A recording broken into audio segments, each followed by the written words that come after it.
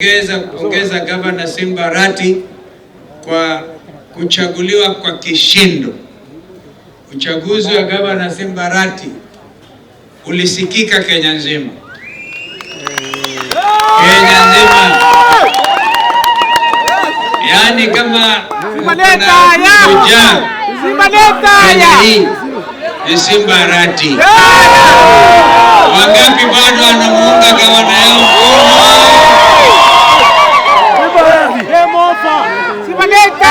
Sasa, yani mimi nasema yale yako kwa roho yangu. Huyu gavana hapana mchezo.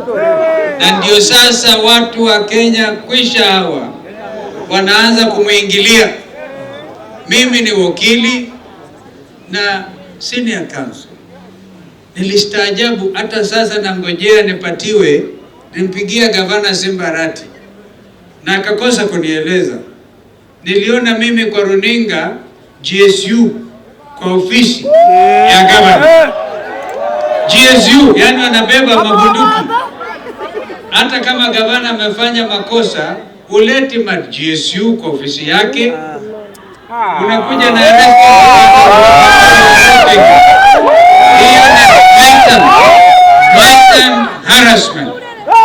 blatant harassment.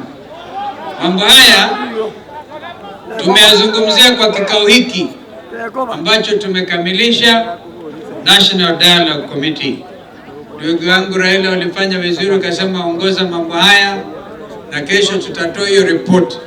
Lakini kabla ya kutoa hiyo report yetu, hapa na seneta wa Nyamira ambaye alikuwa mwanakamati wa National Dialogue Committee, Senator Okomo, wakili mashuhuri huyu. Watu wa Nyamira mlifanya vizuri vile vile. Alafu tuko pia na Opio Wandai ambaye ni minority leader kwa National Assembly. Lakini kwa kweli minority iliibiwa. Yani tunawashinda, tungekuwa sisi ndio majority. Lakini wanajiita majority. Mambo haya katika ripoti yetu. Na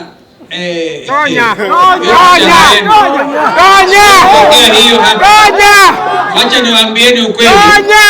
Ngoja niwaambie ukweli. Ngoja kwanza nitoe mambo yetu alafu tuongee hayo. Yale yenye umuhimu mkubwa, hiyo yenu hapa mtasuluhisha. Lakini yale makubwa ya Kenya ndio hiyo.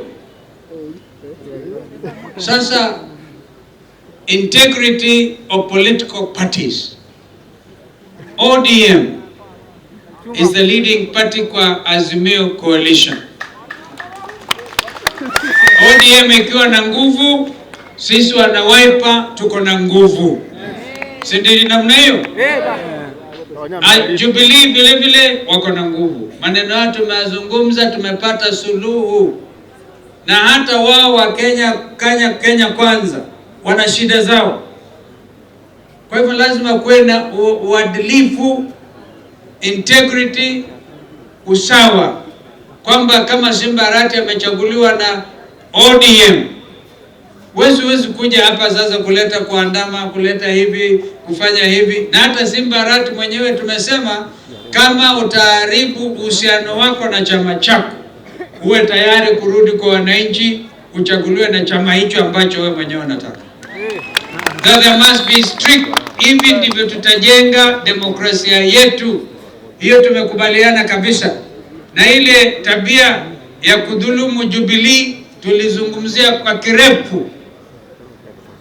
Nimeona kijana my co-chair Kimani Ichung'wah, yeye ameingiliwa na kasumba ya Uhuru Kenyatta. Kila akiamka ni Uhuru Kenyatta.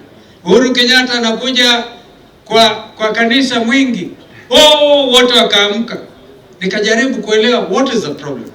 Kumbe shida ni kwamba Mount Kenya inafuata Uhuru Kenyatta. Wao wanaogopa tu wakisikia Uhuru Kenyatta, wanaona dunia imekwisha. Uhuru Kenyatta ni coalition leader wa Azimio coalition, ako na haki zake. Kama najua Simba Rati. So the only thing Simba I can advise you, hata ukivinywa namna gani, dialogue is the best way. Wakati mwingine haifai kuanika mambo. Najua kuna mengine machungu, lakini hayo ndio ambayo mimi I will lead you along and you get everybody on board. Mtu akikubali Simba ni gavana, chukua yeye. Tunaelewana? Kama mtu amepotea, naona you have to be the leader. Don't believe in kutupa waende mbali wapotee ama wapigwe ama wanyoroshwe. No, you are a leader. And I want to therefore to suggest those ideals za kidemokrasia, develop them and deepen them. Sasa hivi tulikuwa sisi had a report from Chairman of Public Service Commission Balozi Muchiri na wenzake kusema hali ya maisha Kenya hii ni ngumu zaidi. Watu wanafanya suicide, mtu anaangalia payslip ikiwa ni askari, wale askari ambao tulikuwa tunawatetea, lakini sasa maandamano ikiitwa askari watakuwa mstari wa mbele. Vile ambavyo tumeona, badala ya kutupa kesi watatupia hao wengine tear gas. Sasa munisikilize, watu wana commit suicide, wanajua kwa sababu wanaangalia payslip inakuwa negative, hawana namna ya kufanya lolote. Tumezungumza juu ya swala hilo, tukaambia watu wa Kenya, wamezungumza, makanisa wamezungumza, hasa Catholic bishops wakatoa msimamo mkali juu ya gharama ya maisha. Wengine wakatoa msimamo mkali juu ya maisha. Federation of Kenya Employers, makampuni zaidi ya 6,000 sasa wanahama Nairobi kuelekea Tanzania na kwingineko. Vijana hawana kazi. Nchi gani inaweza wakati wa shida kama sasa kupandisha ushuru? Wengine wanaleta economic stimulus, sio kufanyia wananchi madharau na dhuluma ya kuongeza ushuru. Tukajaribu kuwaeleza, hawakusikia. Leo hii nashukuru Mahakama Kuu, the next court in line, our appeal court judges wamekubaliana na msimamo wa Azimio la Umoja wa Kenya, wakatupilia mbali ushuru wa inaitwa housing tax. Atunatoa, kama mjui hiyo imetolewa tukiwa hapa. Simba ulifanya vizuri kutuita, tukasikia uamuzi wa Mahakama Kuu, not the Supreme Court, the Court of Appeal, 3 judges. Wakasema hii koti hii, ushuru wa nyumba ni unconstitutional. Kwa hivyo hapo wameanguka flat.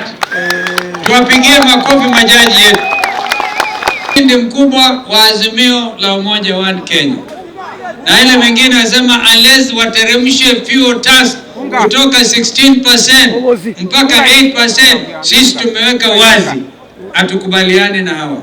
Kwa hivyo kazi tumefanya, na yale mengine hakuna ambaye jui. Sasa we need an Iebc, Independent Electoral Boundaries Commission, yenye itapata ambaye itakuwa na mamlaka sawa kutokana na mambo yote. Tusipoelewana, Raila na Ruto lazima waketi. Umenisikia hapo? Ya lazima mambo haya tutazungumza, mjue kwamba tuko ngangari na tuwezi kuangusha nia na uzalendo wa wananchi wa Kenya. Wako huko Rift Valley, Wakisii wako Nakuru, Wakisii wameingia, hata gavana Wavinya atawaambia some of our officers in Machakos County ni Wakisii. Kwa hivyo Wakisii ni jamii ambayo tunajivunia. Na nyinyi mkae ngangari, mulishindwa tu na Machakos wakati wa maandamano.